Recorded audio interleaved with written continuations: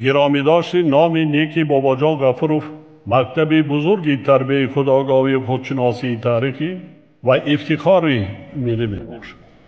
بنابراین ما را ضرور است که خاطره این فرزند فرزانه ملت را پاس داریم. شاه اثر تاجیکان و دیگر آثار بی‌گزند او را پیوسته آموزیم و از کار و فعالیت فداکارانه‌اش سبق بگیریم. این برای نسل جوان بسیار یک نمونه عبرت است. من نسبت بابا جان غفورov یک شخص فدایی نسبت به ملت تاجیک را می‌بینم.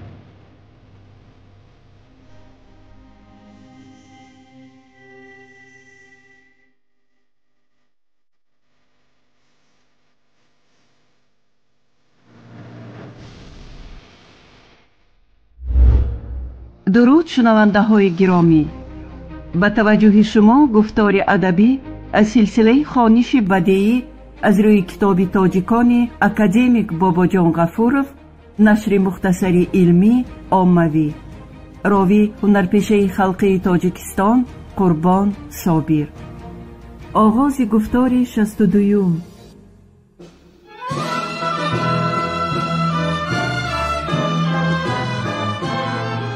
بابا جان غفورov، تاجیکان. تاریخ قدیمترین، قدیم، عصر میانه و دوره نو. شرح و توضیح مختصری علمی و عاموی. کاتگوریا های مالکیت فئودالان به زمین. سویورغال در عصر 15.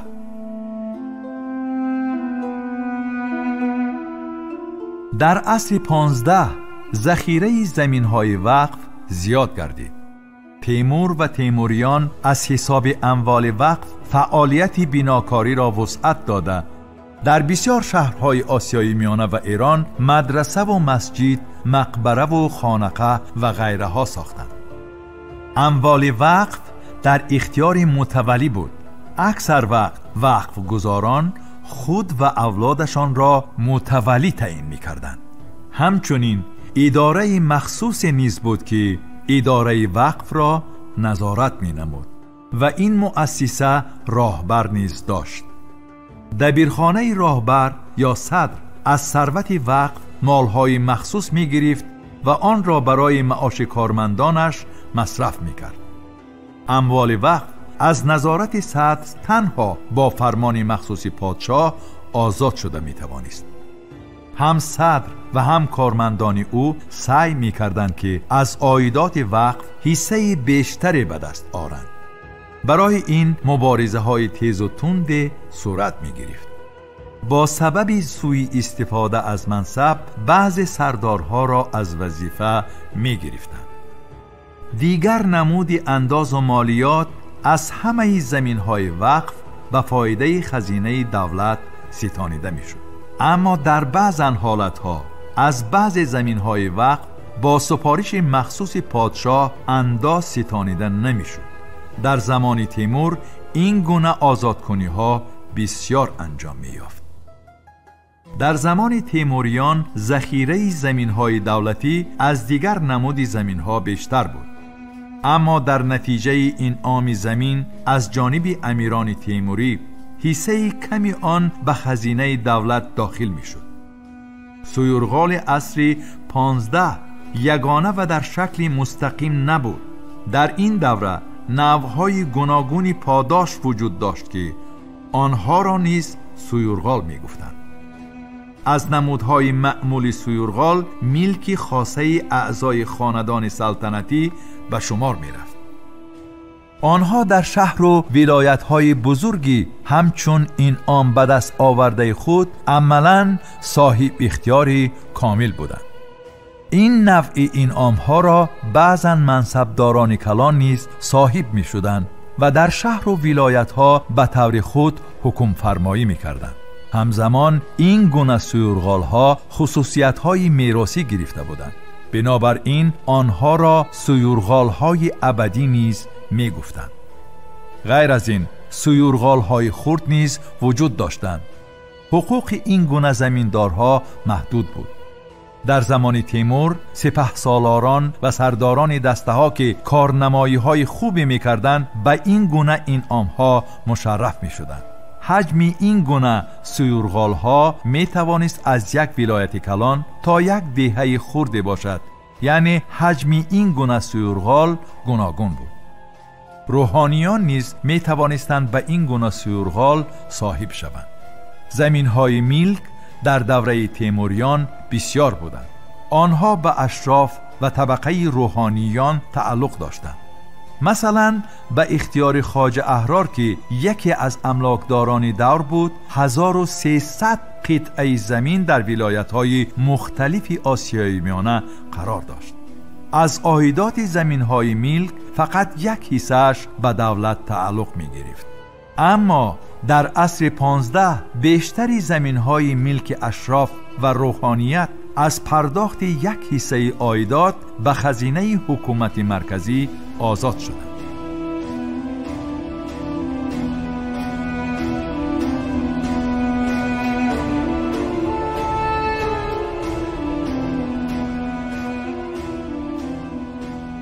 تجارت.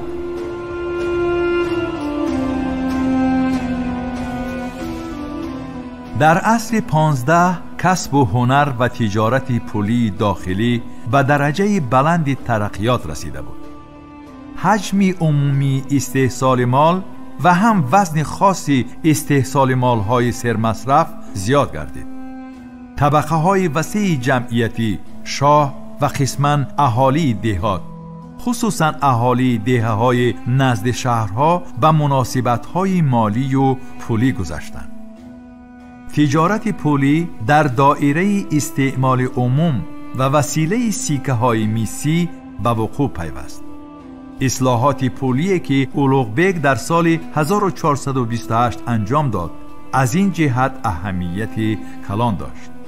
مقصد اساسی این اصلاحات فراهم آوردن شرایط مساعد برای سودای چکنه مالهای سرمصرف بود.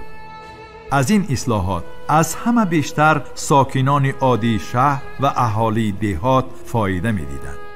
مضمون و ماهیت آن از آن عبارت بود که در سال 1428 همه سیکه های میسی پس قرب پیشینه از اعتبار ساکت شده.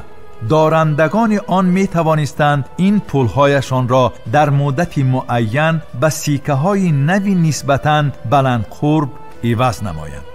سیکه های نو از سال 1428 سر کرده در شهرهای بخارا، سمرقند، تاشکند، شاهروخیه، اندیجان، قرشی و ترمیز ضرب زده می شدند.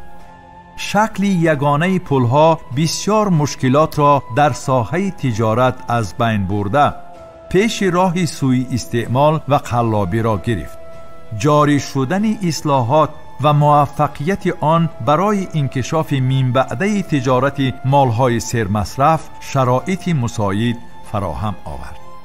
اما در آخر عصر 15 گردش عمومی دولتی سیکه های میسی به نظام گردید، زیرا حاکمان محلی با مقصد به دست آوردن فایده های بیشتر سیکه های خود را برآوردند که در نتیجه نیرنگ و قلابی سر زد. در عصر 15 تجارت بین الخلقی رواج یافت. تیمور و تیموریان برای رونق تجارت بین الخلقی کوشش های زیاد کردند.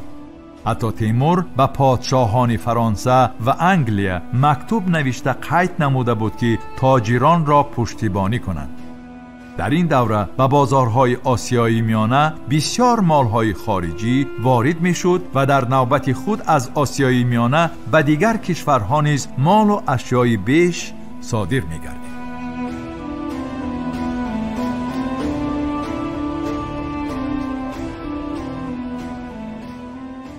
شهر و کسب و هنر.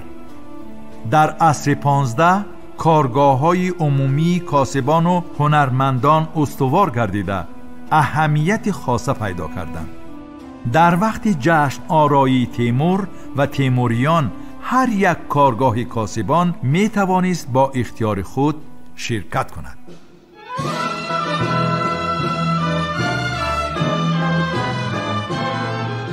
باباجان غفورов تاجیکان.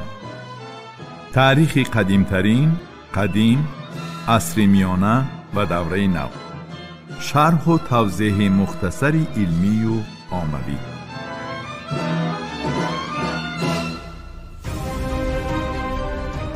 شنونده های گرامی، شما گفتار ادبی را از سلسله خوانش بدیعی از روی کتاب تاجیکان اکادمیک باباجان غفورов، نشر مختصری علمی عاموی را در قرائت هنرپیشه خلقی تاجیکستان قربان صابر شنیدید.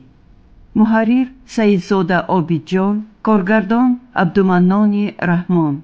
این گفتار سال 2024 ثبت شده است. انجام گفتار 62. آموزش کتاب تاجیکان جوانان ما را هشدار می دهد که نیاگان فرزانه ما در مسیر تاریخ چه جایگاهی مقدس داشتند. کتاب تاجیکان احساس خودشناسی ملی و زیرکی سیاسی را در دل و ذهن جوانان ما تحکیم می بخشد.